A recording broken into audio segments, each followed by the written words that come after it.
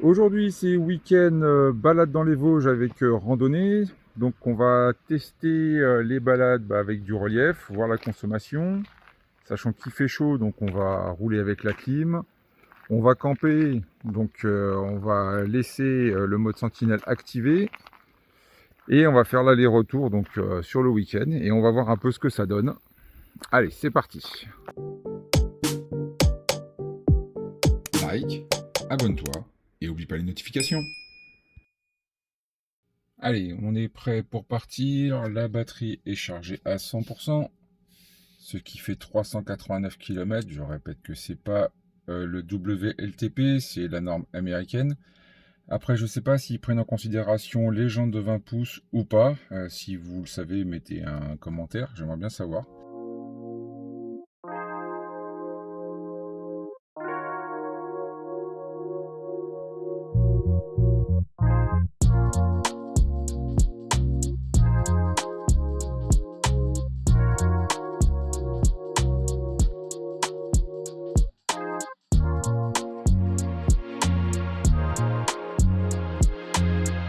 Nous voici arrivés, donc 292 km, 75%, donc ça c'est bon.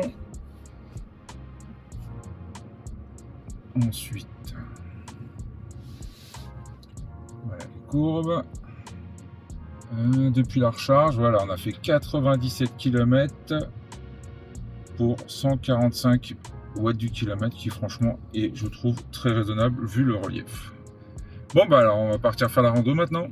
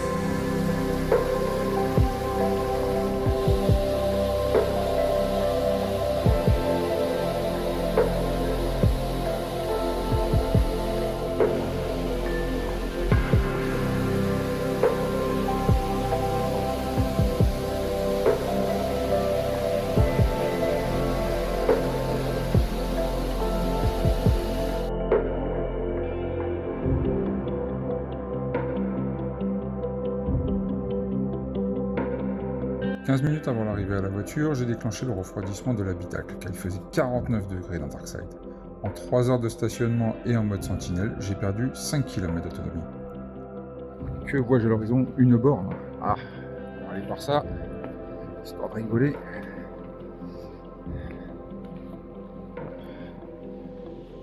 Donc, la marque Easy Charge Service. Donc on peut payer déjà avec son smartphone, ce qui est très bien. Il y a du CCS. Et donc on est à 0,64. Ça fait mal au cul. Voilà. 9 minutes plus tard, l'habitacle est à 21 degrés et j'ai perdu 7 km d'autonomie.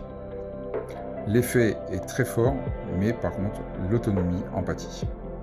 Ce que je peux vous dire, c'est qu'il fait bon dans la voiture. C'était une bonne idée. On est resté à 280, 72%. Eh ben, c'est une bonne nouvelle tout ça.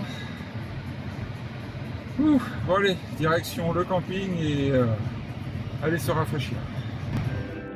Après cette belle rando, nous sommes allés nous rafraîchir et nous détendre au camping du Métais, avec la piscine naturelle, une petite sieste à l'ombre et on a fini la soirée dans un restaurant du coin. Donc hier soir, on a fait une vingtaine de kilomètres pour aller manger, histoire de récupérer un peu toute l'énergie qu'on avait cramée pendant la rando. Et donc ce matin, nous en sommes à 56% et 218 km d'autonomie. Donc on devrait être largement bon pour rentrer à la maison. La conduite avec le one pedal en montagne est vraiment exceptionnelle. Une sensation qui est vraiment très agréable. Pas de coup de frein, vous décélérez, vous réaccélérez, vous récupérez facilement de l'autonomie, franchement, c'est une fonction qui est vraiment très très agréable quand vous arrivez à la maîtriser. Le centre de gravité de la voiture est en bas à cause des batteries, grâce plutôt. La voiture vire à plat très facilement. Il n'y a pas d'effet d'être emmené vers l'extérieur ou de la suspension qui s'écrase à l'extérieur du virage et vous fait pencher. On a vraiment une impression de virement à plat, pourtant c'est un SUV.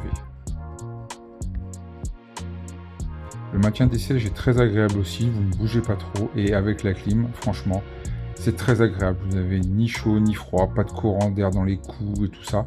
C'est vraiment très agréable cette climatisation multidiffusée.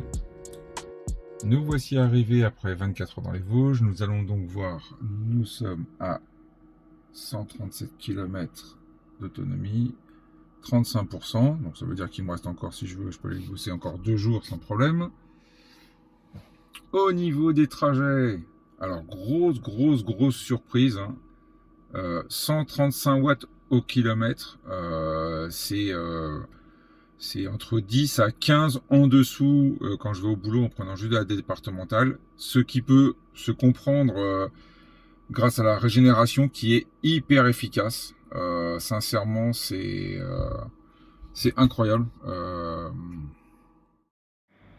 Comme on peut voir sur le graphique, je suis souvent dans le vert. Ça veut dire qu'au niveau du planificateur, je consomme moins que ce que lui a prévu. Donc ça veut dire que j'ai une conduite assez cool. Et il est parti orange, donc c'est la partie où j'ai consommé plus que le planificateur lui avait estimé. Donc on peut voir que j'ai une conduite quand même assez cool. J'ai économisé 13 km 6. La clim en a pris un petit peu. Et l'altitude a joué un petit peu aussi, voilà. Mais autrement, je trouve que c'est très raisonnable. En tout cas, la conduite en montagne ne fait plus peur. Et merci à Alfred pour tes messages, pour avoir corrigé mes erreurs sur la vidéo précédente.